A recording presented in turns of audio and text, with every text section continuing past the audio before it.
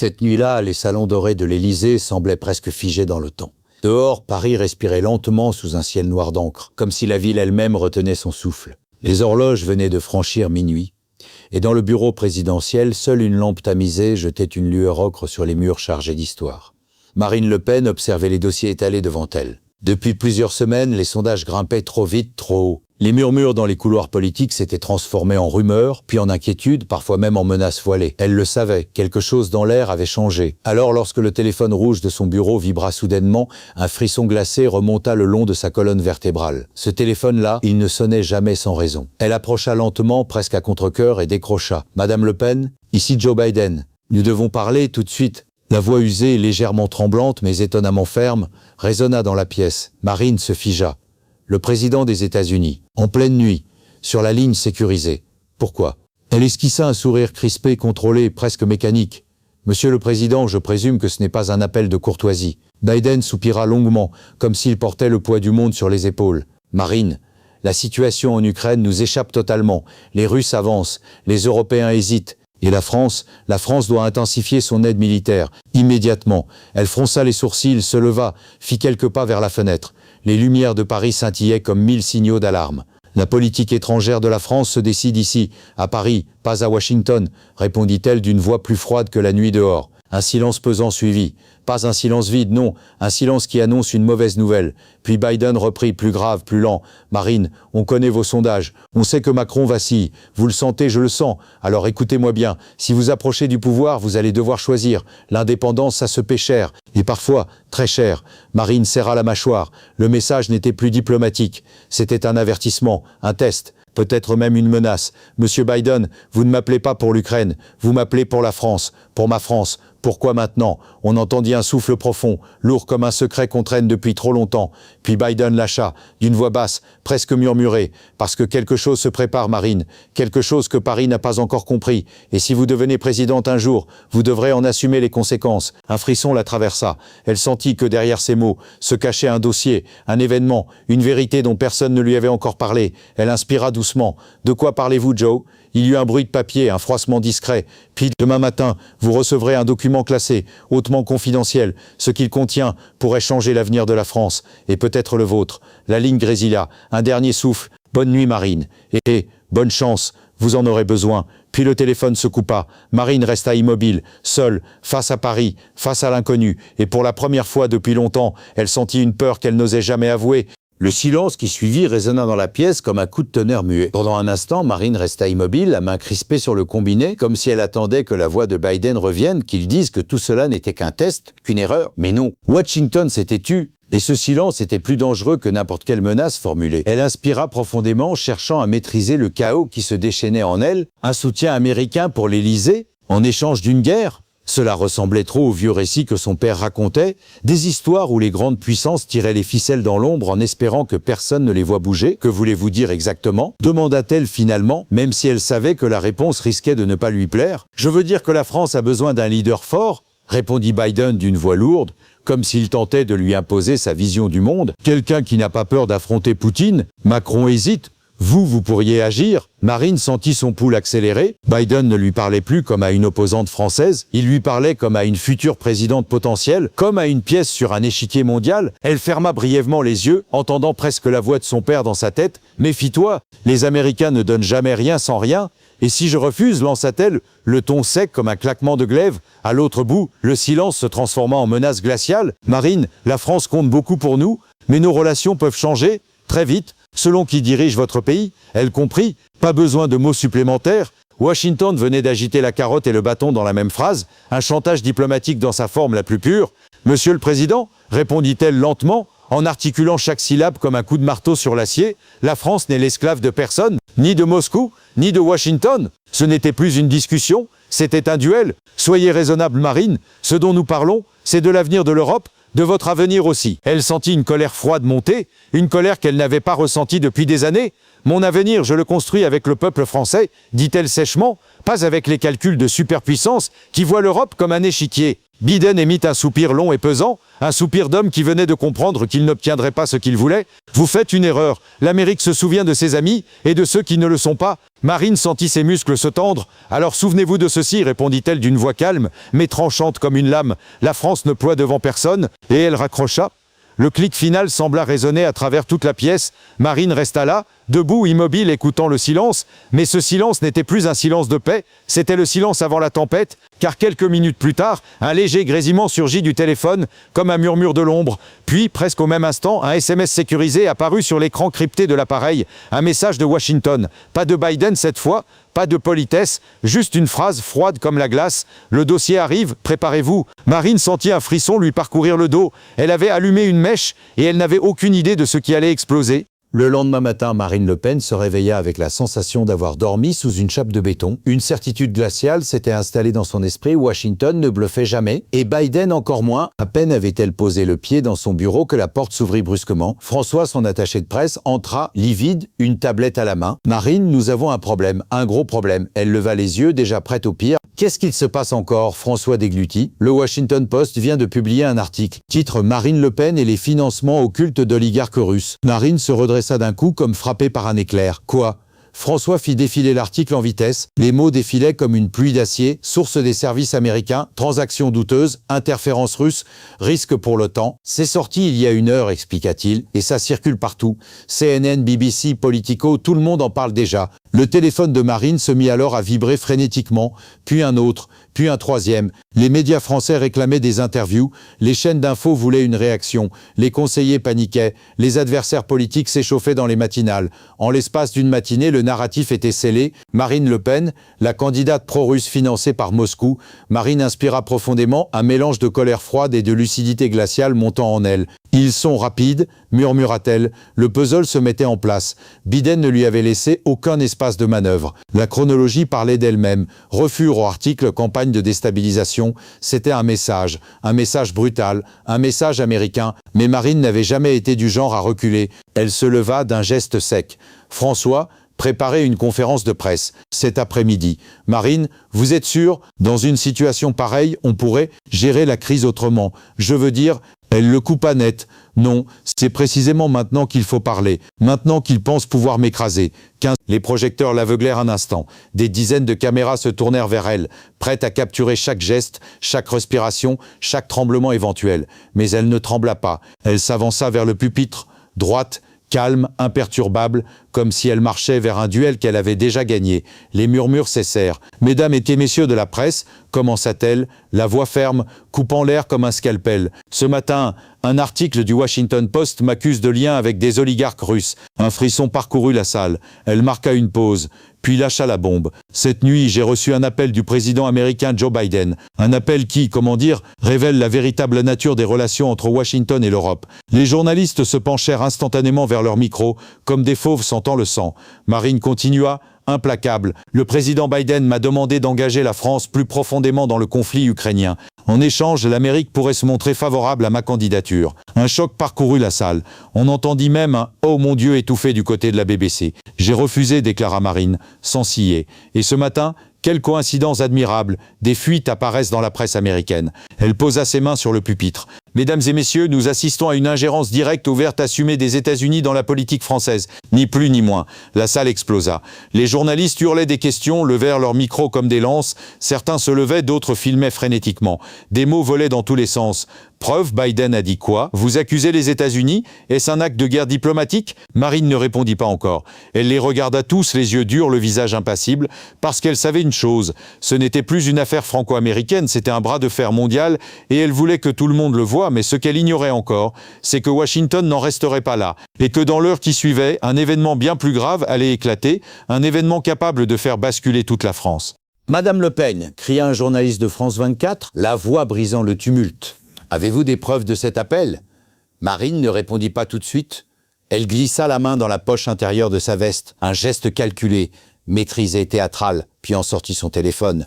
Lentement, comme une arme politique. « Les conversations présidentielles sont enregistrées pour la sécurité nationale, déclara-t-elle. Sa voix résonna comme une lame froide. « Je suis prête à fournir cette preuve aux autorités compétentes. » Un silence glacial tomba sur la salle. Pas un murmure, pas un mouvement. Même les caméras semblaient hésiter à respirer.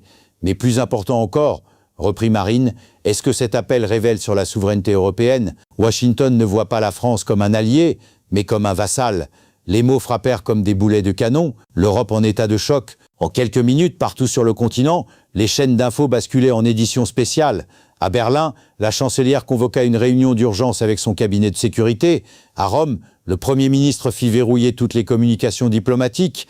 À Varsovie, un conseiller glissa à la presse qu'il n'était pas impossible que Washington ait tenté la même approche. Les capitales européennes étaient en ébullition, la question brûlait toutes les lèvres. Si Washington avait tenté d'influencer Paris, qui d'autre? Washington, l'Oval Office se fissure. Pendant ce temps, dans le bureau ovale, Joe Biden regardait la scène en direct, les yeux plissés, la mâchoire serrée. Autour de lui, ses conseillers couraient presque. « Monsieur le Président », lança le secrétaire d'État, « elle vient de révéler une conversation classifiée. C'est une violation majeure des protocoles diplomatiques. Et elle affirme avoir les enregistrements », ajouta la conseillère à la sécurité nationale. Biden ferma les yeux un instant. Il avait sous-estimé Marine. Gravement, « Préparez une déclaration », dit-il enfin. « Nous nions tout, absolument tout. » Mais les réseaux sociaux avaient déjà pris feu. Sur X Twitter, « France résiste » explosait. Des milliers de messages saluaient la première dirigeante européenne à tenir tête à l'Empire américain. L'image de Washington s'effritait en direct. Retour à Paris, Marine frappe encore. Marine poursuivait, imperturbable, sous les flashs incessants. La France a toujours été un phare de l'indépendance, proclama-t-elle. Nous avons dit non à la guerre en Irak en 2003, nous disons non à l'ingérence aujourd'hui. La déclaration fit vibrer la salle comme un tremblement de terre. Un journaliste de CNN prit la parole, visiblement nerveux. « Madame Le Pen, le président Biden dément catégoriquement vos affirmations. Il dit que l'appel n'a jamais eu lieu. » Marine eut un sourire presque dangereux. « Bien sûr qu'il dément, répondit-elle doucement, mais les enregistrements, eux, ne mentent pas. » Elle marqua une courte pause, regarda la salle droit dans les yeux. Et je parie que d'autres dirigeants européens ont reçu des appels similaires. Qu'ils parlent maintenant. Ce défi se propagea comme une onde de choc. Les premières fissures apparaissent et soudain, plusieurs journalistes reçurent simultanément des notifications. Les téléphones vibrèrent dans toute la salle. Les écrans s'allumèrent avec la même alerte. Urgent, des sources à Berlin affirment que Washington aurait fortement insisté auprès de l'Allemagne pour augmenter son soutien militaire en Ukraine. Puis une autre alerte. Rome, un ministre affirme anonymement qu'un appel pressant de Washington a eu lieu la semaine dernière. Puis encore une Bruxelles. Des documents internes évoquent des pressions inhabituelles des États-Unis. La salle explosa, les journalistes hurlaient, certains se levaient. D'autres filmaient la réaction de Marine. D'autres encore tentaient d'appeler leur rédaction. Marine resta parfaitement immobile. Elle savait, le barrage venait de céder et l'Europe entière s'apprêtait à découvrir jusqu'où Washington avait réellement voulu pousser ses alliés, mais ce qu'elle ignorait encore, c'est que la réaction américaine, celle qui allait suivre dans l'heure prochaine, serait bien plus brutale que quelques articles dans la presse, bien plus. Les révélations se succédèrent comme des déflagrations. Dans les 48 heures qui suivirent la conférence de presse de Marine Le Pen, l'Europe entière entra dans une zone sismique, un à un. Les premiers ministres sortirent de leur silence, comme si la parole de Marine leur avait donné la permission d'avouer ce qu'ils craignaient depuis des années. Le Premier ministre italien fut le premier à briser la glace. « Oui, nous avons reçu des appels de Washington, déclara-t-il devant les caméras. Des discussions où l'aide économique était conditionnée à une participation militaire renforcée. Des millions d'Européens restèrent suspendus à ces mots, puis l'Allemagne entra en scène. Un député de l'opposition brandit des documents dans un Bundestag médusé. Ces notes internes montrent que Berlin a été encouragé, c'est le mot employé, à augmenter ses livraisons d'armes sous peine de voir sa coopération industrielle avec les États-Unis réduite. Un tsunami politique. Les chancelleries tremblaient. À Paris, Marine Le Pen suivait tout cela depuis son bureau, les mains jointes sous son menton. François surgit, rayonnant. « Marine, vos sondages viennent d'exploser. 12 points en 3 jours. Du jamais vu. » Marine leva à peine les yeux. « Ce n'est pas une question de sondage, François. C'est une question de dignité nationale. » Sa voix était calme, trop calme. Le genre de calme avant un orage qui balait tout. Washington, la Maison-Blanche en état d'alerte. À Washington, la panique montait comme une fumée noire. Dans une salle blindée du Pentagone, les responsables de la sécurité nationale s'étaient réunis autour d'une table ovale, les visages tendus. Le directeur de la CIA prit la parole, le ton grave. « Monsieur le Président, Marine Le Pen vient de créer une crise de confiance majeure dans nos alliances européennes. 6 pays réévaluent maintenant leurs engagements militaires. Certains envisagent de suspendre des coopérations. » Biden serra les poings. Il avait l'air d'un homme qui voyait son propre échiquier s'écrouler. Comment une politicienne française peut-elle mettre en péril 60 ans d'alliance atlantique ? Un silence gêné, puis son conseiller à la sécurité nationale répondit, la voix basse, presque résignée, parce qu'elle a dit la vérité et que personne n'a voulu admettre ce que tout le monde savait déjà. La pièce se glaça, le coup de fil inattendu, le lendemain, dans un geste sans précédent depuis des décennies, Joe Biden demanda à parler directement à Marine Le Pen, non pas pour négocier, pas encore, mais pour limiter l'incendie. La ligne sécurisée s'ouvrit, Marine décrocha, Madame Le Pen, commença Biden, d'une voix tendue, je pense qu'il y a eu un malentendu. Marine lâcha un sourire froid. Monsieur le Président, le seul malentendu est de croire que la France pouvait être achetée. Un silence lourd, vibrant, presque suffocant. Nous ne cherchions pas à acheter la France, répondit Biden. Nous cherchions une coopération renforcée face à une menace commune. Marine se pencha légèrement vers son bureau, la voix tranchante comme un sabre. En conditionnant notre coopération économique à des livraisons d'armes, en insinuant des conséquences si nous refusions, en orchestrant des fuites contre moi quand j'ai dit non. Monsieur Biden, cela s'appelle du chantage. Le silence s'étira entre les deux capitales comme un fil tendu prêt à se rompre. Puis Biden céda, à contre-cœur. Marine répondit sans hésiter, chaque mot pesé, lourd, définitif, respect, égalité, et que l'Amérique traite ses alliés comme des partenaires, pas comme des satellites. Un souffle de Biden, un souffle qui ressemblait à un aveu. Mais Marine avait encore un atout dans sa manche, et Washington n'était absolument pas prêt pour la suite. 3 semaines avaient suffi pour transformer une crise diplomatique en basculement géopolitique. Marine Le Pen, d'ordinaire imperturbable, fixait l'écran de son téléphone avec une ombre d'hésitation. Ce message venu de Washington n'était pas une attaque ni un avertissement. C'était presque un signe de respect. Un groupe bipartisan de sénateurs américains écrivait « Madame Le Pen, nous représentons des voix du Congrès qui soutiennent votre vision d'une souveraineté européenne authentique. Nous souhaiterions discuter d'un cadre de coopération fondé sur l'égalité et non sur la dépendance. » Elle relut la phrase 3 fois. Pour la première fois depuis des décennies, ce n'était pas l'Amérique qui imposait, mais l'Amérique qui proposait. François entra à pas rapide. « Marine, vous avez vu les derniers sondages européens ?» Elle secoua la tête. « Dites-moi, François inspira profondément comme quelqu'un qui s'apprête à annoncer un record sportif. 68% des Européens soutiennent votre position et, en Allemagne, vous êtes plus populaire que Merkel. » Marine resta silencieuse. Pas par fausse modestie, par lucidité. Cela n'arrivait pas parce qu'elle était Marine Le Pen. Cela arrivait parce que l'Europe avait envie. Non, besoin de quelqu'un qui dise enfin ce que tout le monde pensait sans oser le formuler. Elle se leva et marcha jusqu'à la fenêtre. En bas, la foule s'étirait comme un fleuve humain. Pancartes, drapeaux, slogans, Europe libre, Europe forte, Sovereignty First. Des milliers de voix cherchaient quelqu'un qui ose incarner une Europe adulte. François, dit-elle doucement, préparer une tournée européenne. Berlin, Varsovie, Rome, Madrid. Il est temps de proposer une vraie alternative. François fronça les sourcils. Une alternative à quoi exactement ? Marine se retourna, un éclat dur dans les yeux. À l'Europe qui obéit à Washington et à l'Europe qui se dissout dans Bruxelles. Je veux une Europe de nations souveraines qui coopèrent librement. Une Europe qui ne se met à genoux devant personne. À des milliers de kilomètres, Joe Biden signait en silence une directive secrète.